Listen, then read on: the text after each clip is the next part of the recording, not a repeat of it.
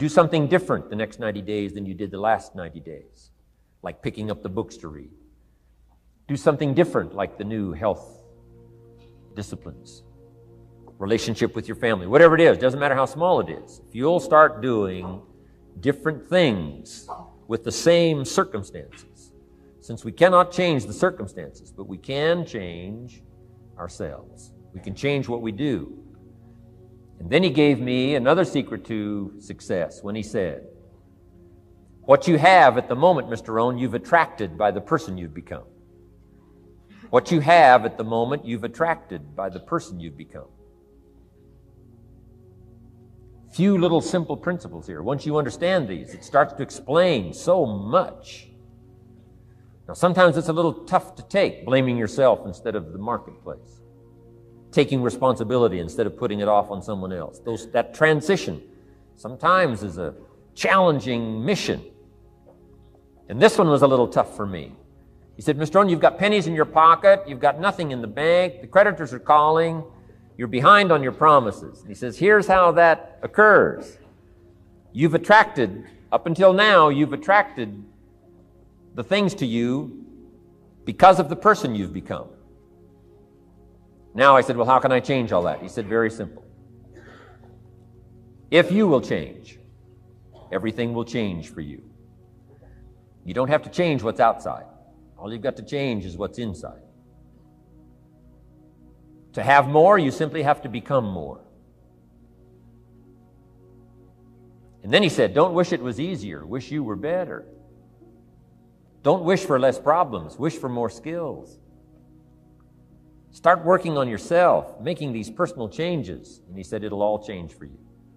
Shoaff said, here's the secret, Mr. Rohn. Learn to work harder on yourself than you do on your job.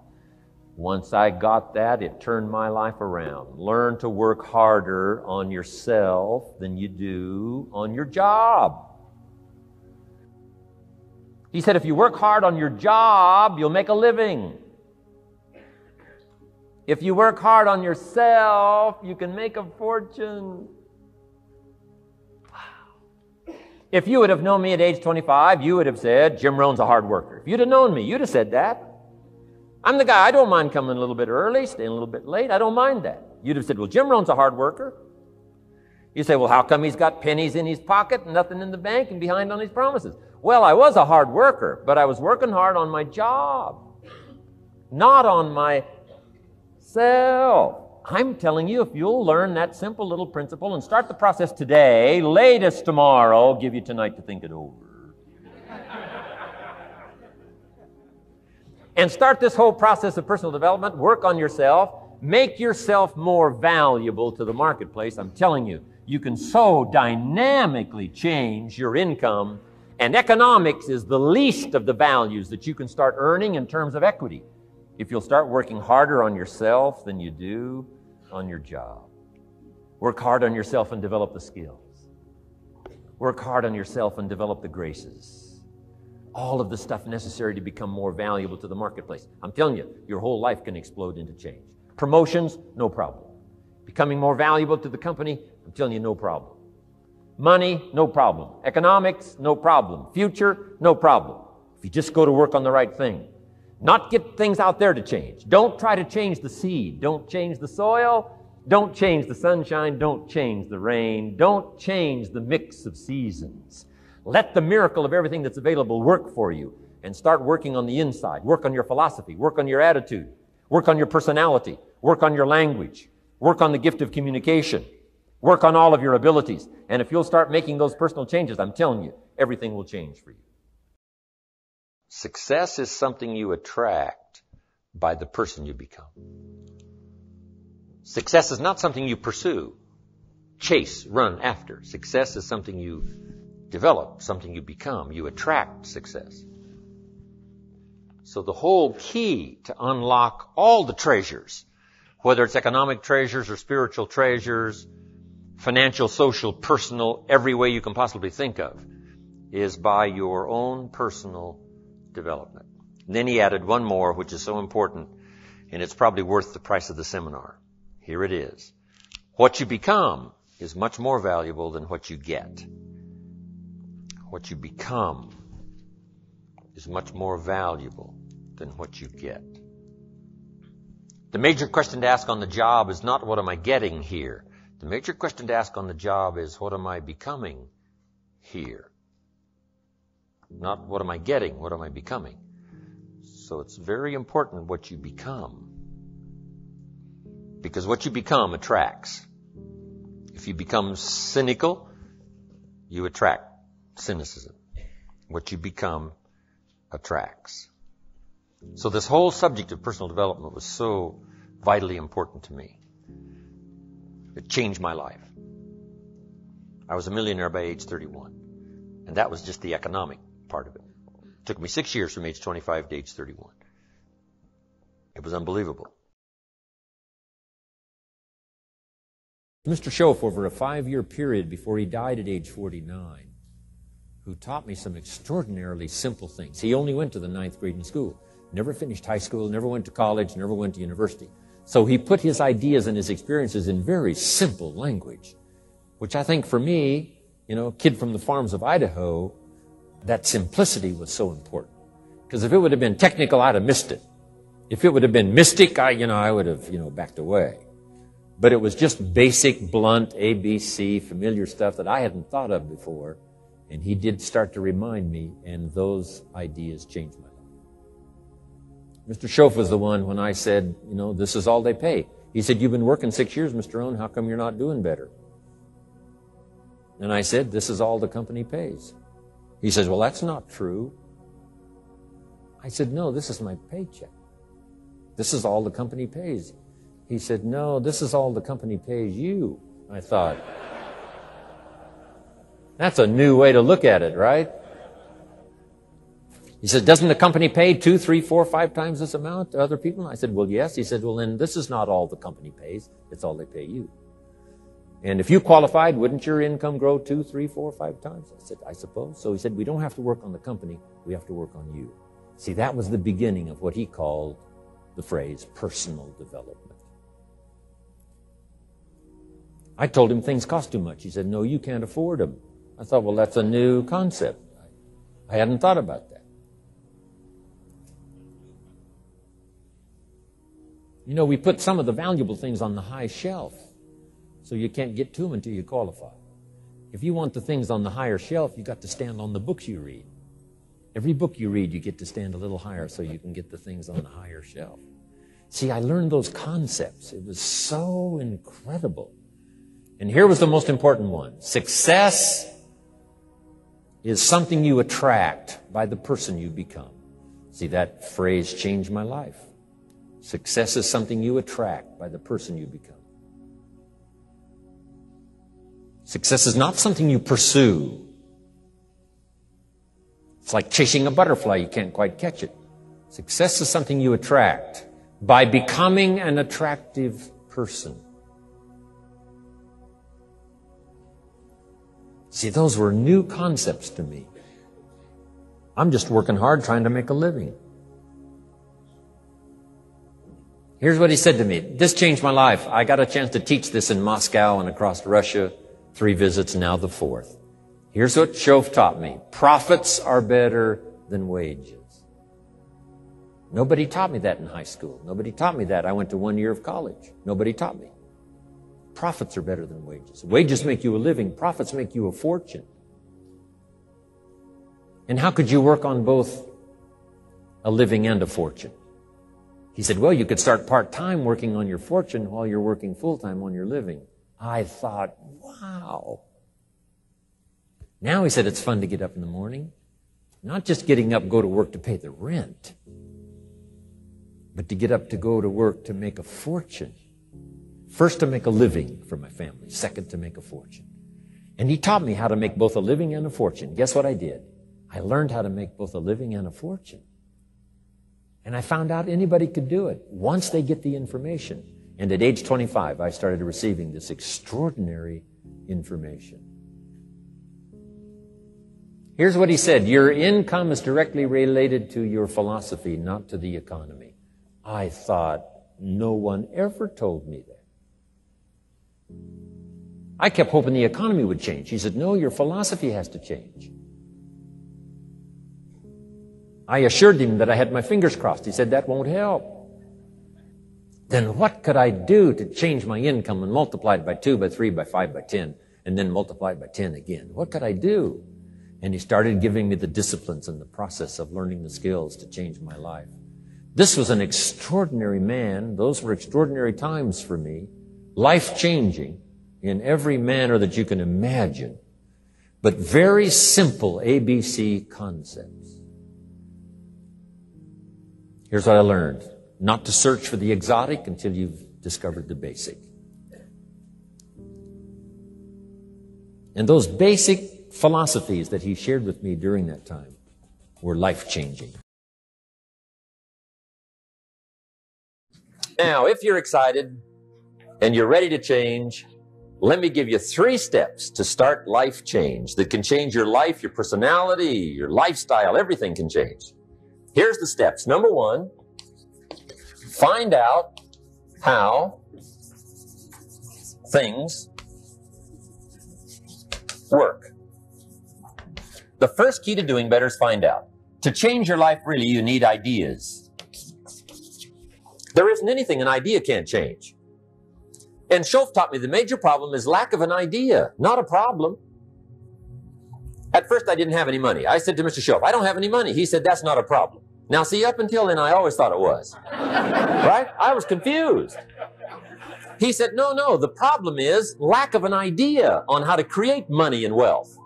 It isn't lack of money, it's lack of ideas. So if you get the ideas, see, you can change anything. Now, to get ideas, you need a constant study of finding out.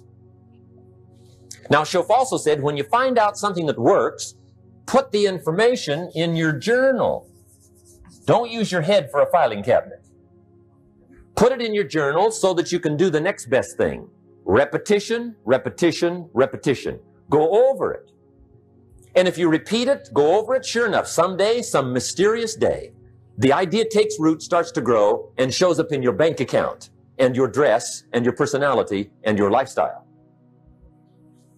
But capture the ideas in your journal. Find out how things work. Schoaf gave me this word for my life change. He said, study. Great word. If you wish to be successful, study success. If you wish to be happy, study happiness.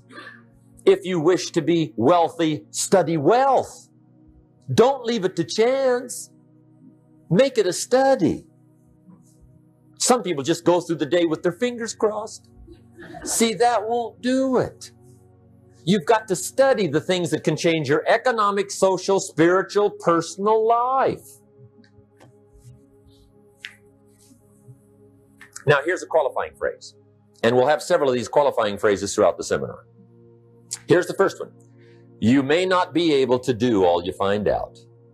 I understand that. You may not be able to do all you find out, but you should find out all you can do. See, you don't want to wind up at the end of your life and discover that you've lived only 1/10 of it. And the other 9/10 went down the drain. Not for lack of opportunity, for lack of information. So that's number 1, find out how things work. Now here's the best human virtue for finding out, curiosity. Make a note of that. Curiosity. Be curious. You might add a word to it that'll help. Childish curiosity.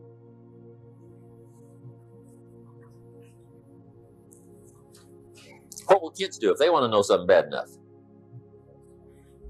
Bug you. That's the phrase.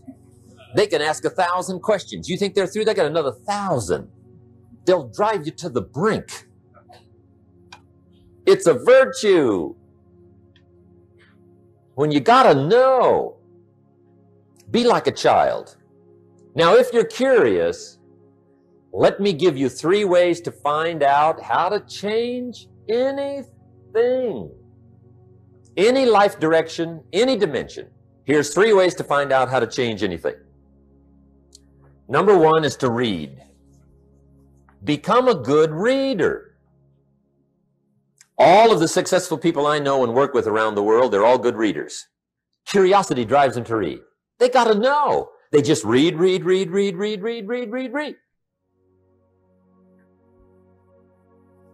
Become a good reader. Now, that's my opinion. Listen to the other lecturers and listen to me and make up your own mind. Don't be a follower. Be a student. Okay? I say, really, for life change, you got to read. One way to learn is from your own experiences, but another way to learn is from other people's experiences. See, one book might save you 5 years if you read it. Did you know there's books on how to be stronger, more decisive, be a speaker, be a leader, have a better effect on other people, develop your personality? Did you know there's books on that? And people don't read them? How would you explain that?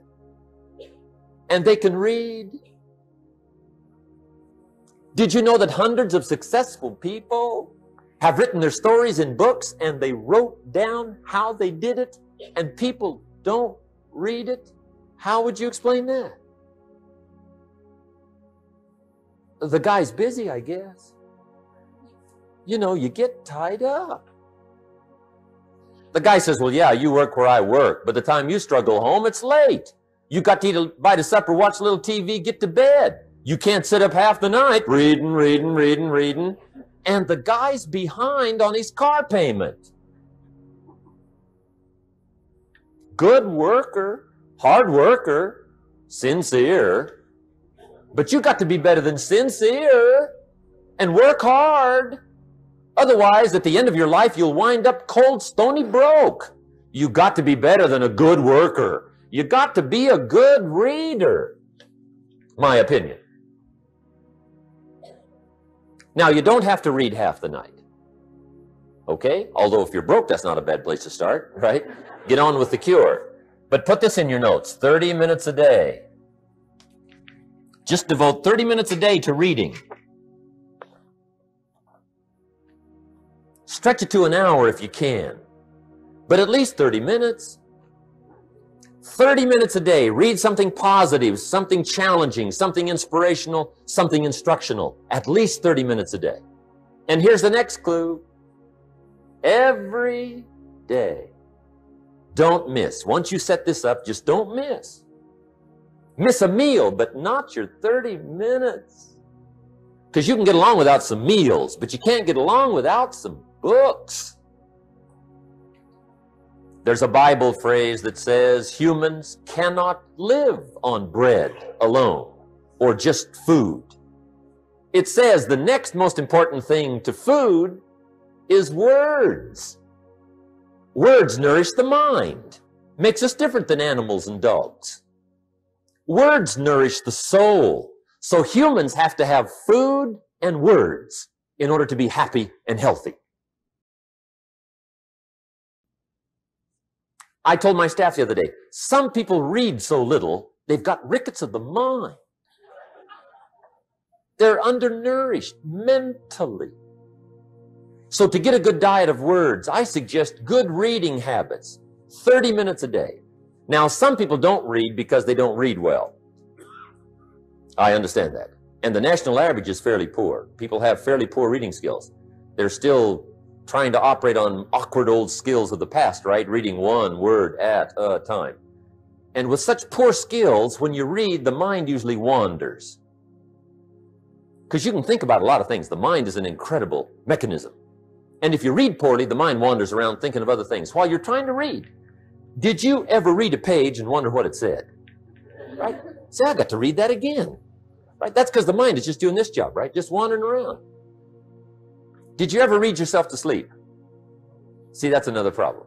The mind says, who needs this? Just shuts off, right? Poor skills. Or a guy looks at a book, 500 pages, and says, no use starting, right? I mean, I'd never get through this one. Anyway, in our weekend seminar, we take a whole section, about 2-3 hours, and we go through reading skills. How to read a book a day is the title of that subject. And I'll tell you what, if you can read a book a day, it'll change your whole life.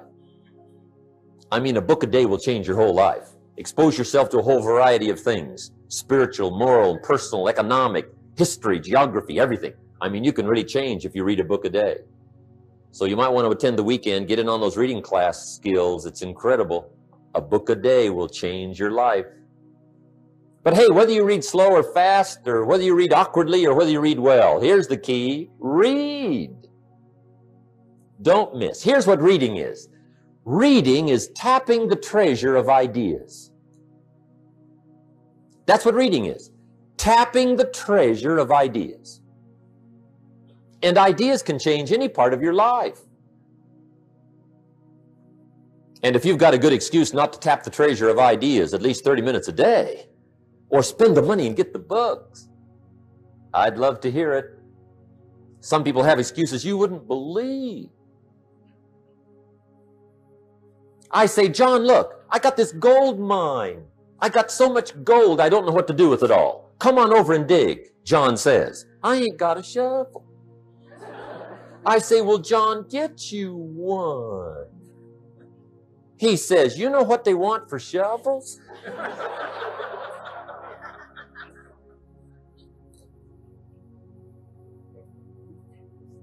Let me give you the two books that started my library at age 25.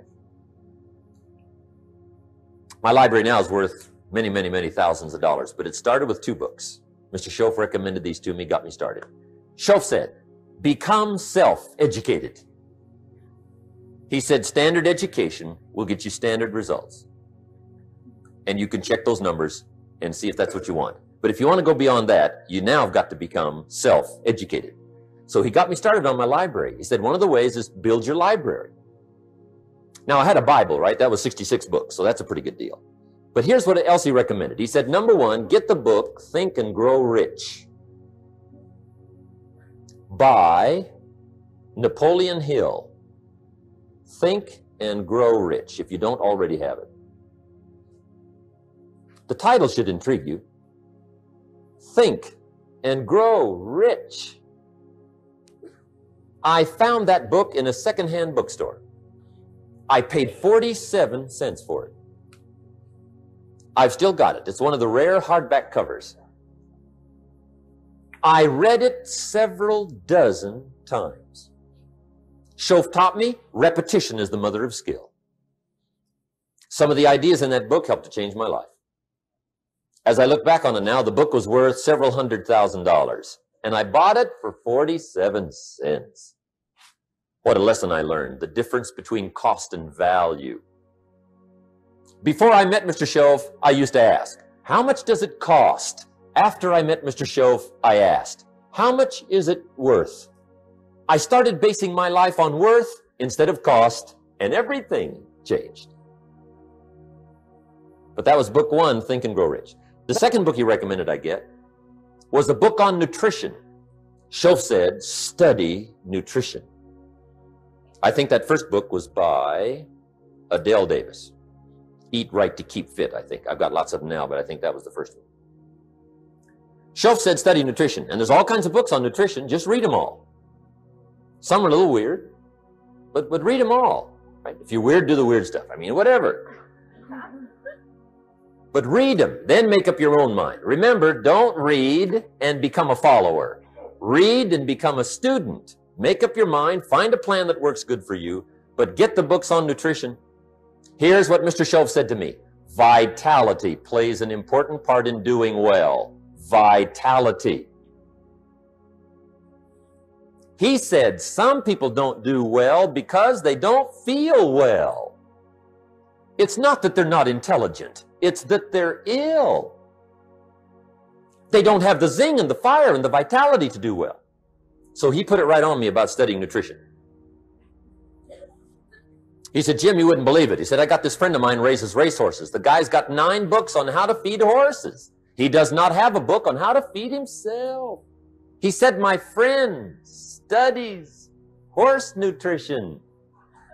Studies it. Vitamins, minerals, trace minerals, protein, amino acids, carbohydrates, fats, enzymes, proper balance for his horses. Schoaf said, he's a fanatic.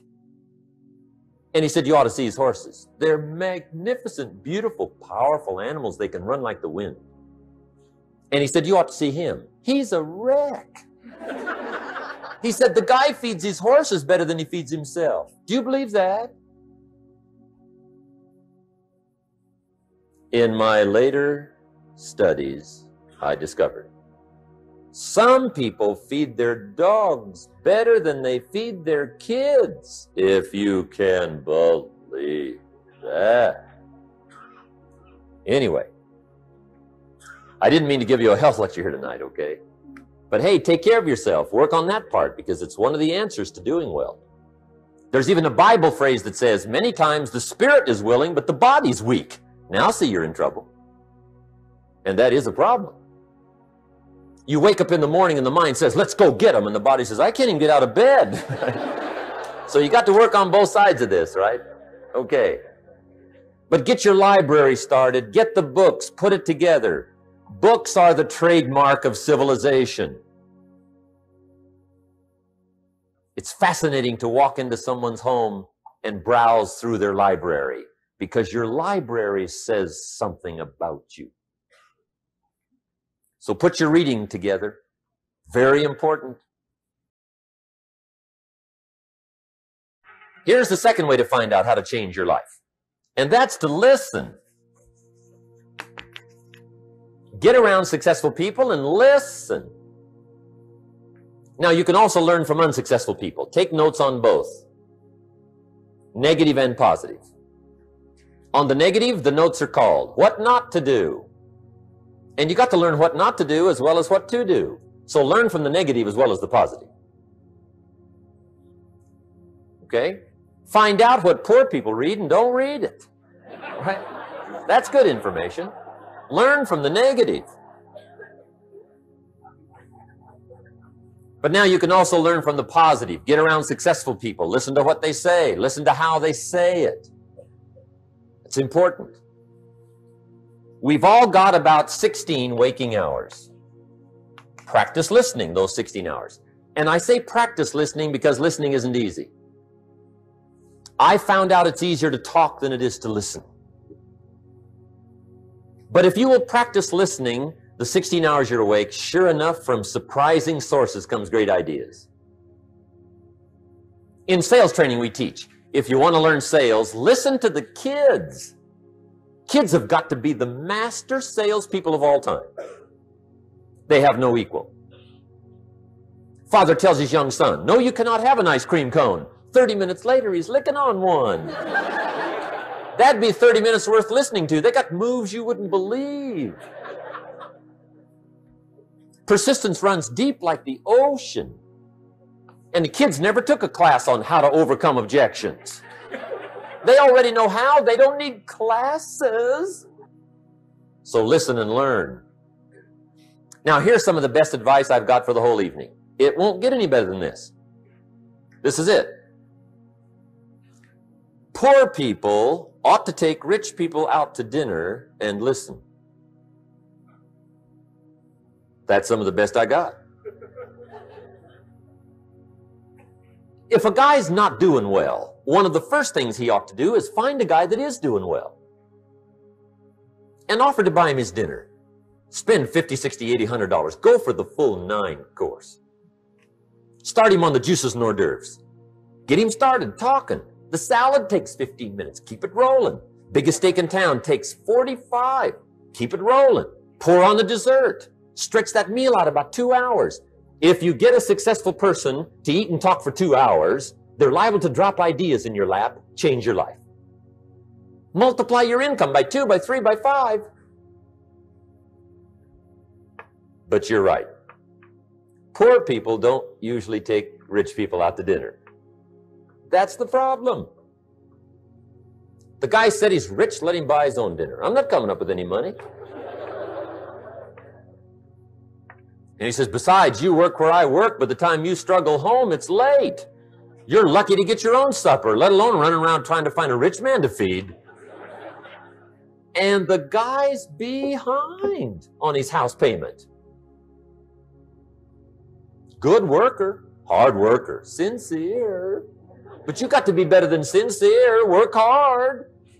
You wind up broke. You got to be better than a good worker. You got to be a good listener. And remember, what you read and what you hear, put the good stuff in your journal. Now, here's the third way to find out how to change your life, and that's to observe. You can pick up a lot of ideas just by watching. Get around successful people and watch. Here's why. Success leaves clues. Watch how the man shakes hands. Watch how the lady responds. People who do well do certain things over and over and over and over. And if you're clever, you can pick them up. Watch it all. If a guy's making $10,000 a month, I'd watch how he walks.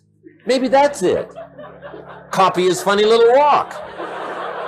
Somebody says, well, that's kind of a silly walk. Say, it's 10,000.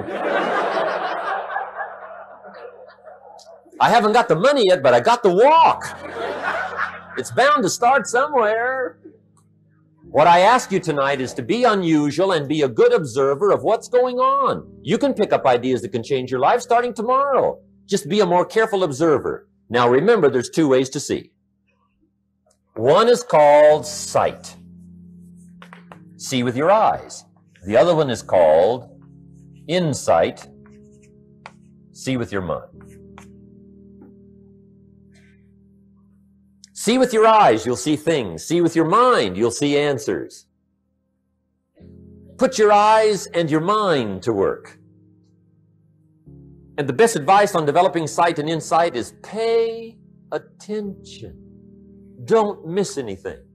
In the weekend seminar we teach, one of the greatest fatalities to success is preoccupation, lack of concentration. The guy's mind wanders. See, you wind up average. You've got to learn to zero in and concentrate. I read a good article one time, Reader's Digest. The title was, Wherever You Are, Be There. Excellent. Don't miss anything. Now, we've lingered a little bit long on number one here for personal development. Find out how things work, but it's so very important finding out. And I've given you 3 ways to find out. Now, here's the second step to personal development. Okay, number 1 was find out how things work. Here's number 2, go to work. You must now take action on what you found out. In doing business around the world, we call it game plan. Put together your game plan. One of the major things we teach on the weekend seminars, game plans. How to game plan your office. If you're in sales, you need a game plan. Kids need a game plan. You need a home game plan, social game plan, a business game plan. Everybody needs game plans. Financial independence, game plan. Your investment, game plan. Don't think in your head. Put it on paper. Don't operate out of your mind. Operate from paper. I often ask somebody, what are you going to do the next 6 months? And somebody starts to tell me. I say, no, don't tell me. Show me. Show me your game plan for the next 6 months. Then I can look at things and maybe I can help. But you got to operate from paper. Put it on a game plan. Take action on what you found out. Now, here's the best word I know of to go with action. Massive. See, that'll change everything. Massive action is called the cure-all. If you're going to make calls, make a few thousand. If you're going to make contacts, make a few thousand. If you're going to knock on doors, knock on a few thousand. See, that'll change everything. Here's the language of the poor. I'll try it a time or two and see what happens. It's the way poor people talk. The guy says, well, I'll give it 30 days. 30 days. You could guess his bank balance. You've got to have a better game plan. So here's one of the major things to do starting tomorrow. Take a look at your game plan. If it isn't loaded with massive action, change it tomorrow. Action. The formula really works like this. Pick up a good idea, take heavy action. Pick up a couple of good ideas, take heavy action. That's the formula for success. Heavy action.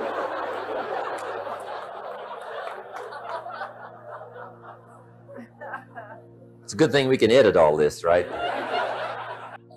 The formula for success, take heavy action on a good idea. right? That's the ratio. Now here's the key. Don't wait till you've learned 2,000 or 3,000 things. Because that way you'll use up all the time. And you could wind up smart and broke. And hey, it's okay to be dumb and broke. But if a guy's smart and broke, that's pitiful. Don't let your learning lead to knowledge. You'll become a fool. Let your learning lead to action. You can become wealthy. And there's many kinds of wealth. I understand that. Not just money. Money's one of the least of all values. I know some people with a lot of money that are very poor. Evita sings, as for fortune and as for fame, they are illusions. They're not the solutions they promised to be.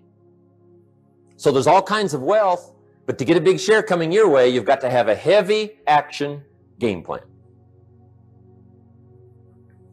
Now, here's the third step to personal development, and we'll wrap up personal development.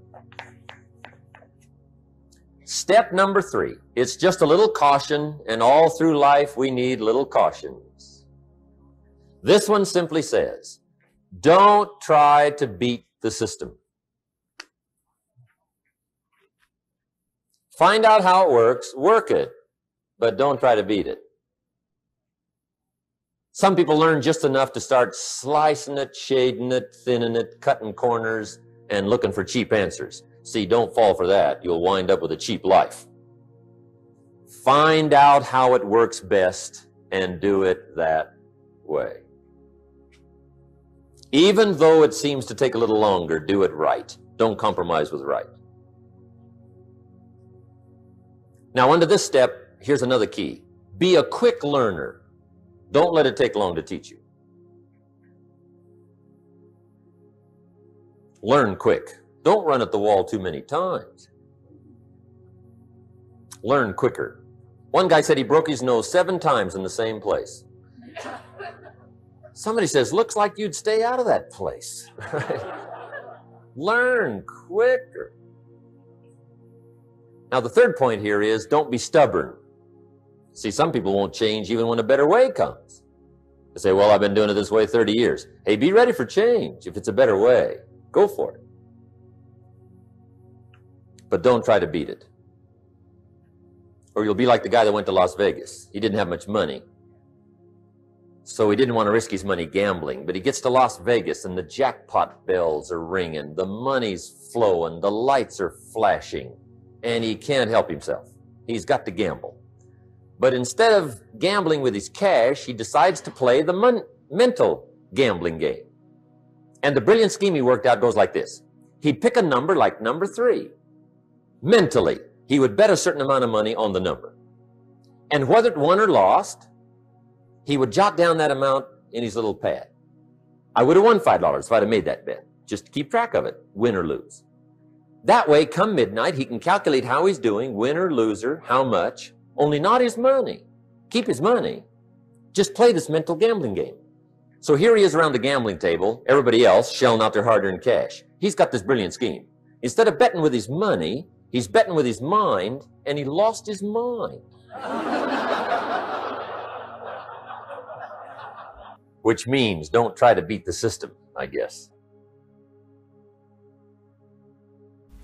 Let's talk about some more parts of personal development. Here's the first one. Physical.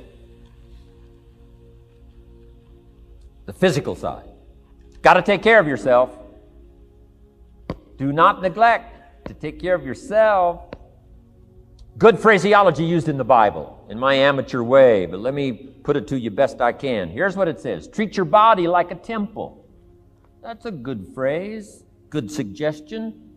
A temple meaning something you take extremely good care of. A temple, that's a good phrase. Treat your body like a temple, not a woodshed. A temple, take good care. It's the only place you've got to live currently. The temple. Nutrition. My mother studied nutrition, passed it along to me, passed it along to my father, my children, my grandchildren. What a legacy that was. Learning to just take care of yourself. Key phrase, some people don't do well because they don't feel well.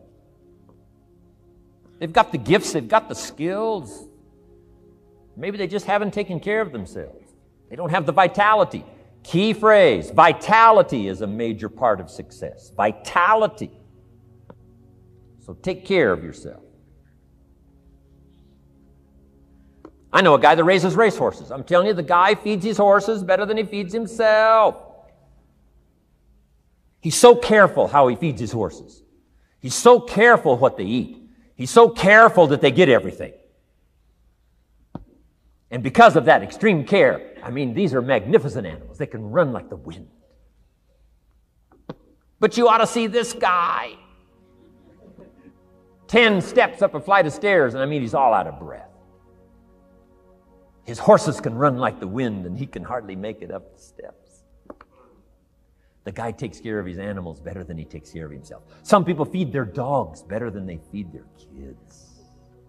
Physical. Now, there's all kinds of parts to physical. Here's one. Appearance is part of the physical. Never have a second chance to make a first impression. Physical side. And here's some of the best advice on appearance I can give you. Comes from ancient script again. It says, God looks on the inside, people look on the outside. Isn't that good information? Now you say, well, people shouldn't judge you by how you look. Well, let me give you a clue. They do. They do. You can't deal in these shoulds and shouldn'ts. You'll be tipped over the rest of your life. Now, of course, when people get to know you, they'll judge you by more than what they see. But at first, they're going to take a look. So, here's the best advice I can give you. Make sure the outside is a major reflection of what's going on inside. The physical side. A few minutes a day, stay healthy. A little bit of nourish, little bit of study on nutrition, stay healthy. Key. Now here's the next part of personal development, the spiritual part. I'm an amateur on the spiritual side.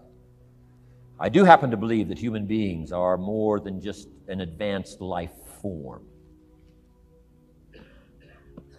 An advanced species of the animal kingdom.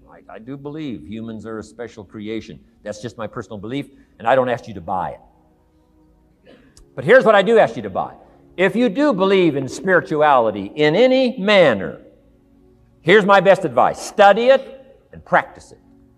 Do not neglect your values. Do not neglect your virtues. If you do believe in spirituality, my advice is study it and practice it. Don't let it go unstudied. Don't let it go unnourished, if you do believe. That's my best advice on the spiritual side. Now here's the third part. The mental side. Part of this personal development challenge is to develop mentally. Learn, study, grow, change. It's what schooling is all about. And the human development takes time, incredible amounts of time. That's why we've taken the time for this seminar. It just takes time. Some things you can't cover in a 20-minute speech. You can't cover in a little 5-minute talk. It takes time. For humans, it seems like more time than any other life form, human beings. The little wildebeest in Africa. Guess how much time it's got as soon as it's born to be able to run with the pack so it doesn't get eaten by the lions? Guess how much time it's got?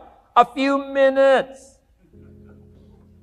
Not hours, not days, minutes. Wow. But the human baby, wow. After 16 years, we're not sure. Unbelievable amount of time it takes. So it does take time for personal development. It does take time for spiritual development, physical development. But here's also what takes time, and that's your mental development. Feeding the mind. Nourishing the mind. Some people read so little, they got rickets of the mind. They couldn't give you a good, strong argument as to their own personal beliefs. I'm telling you, you got to be able to pick up those ideologies. You got to be able to pick up the philosophy. And here's the next part. You got to be able to defend it.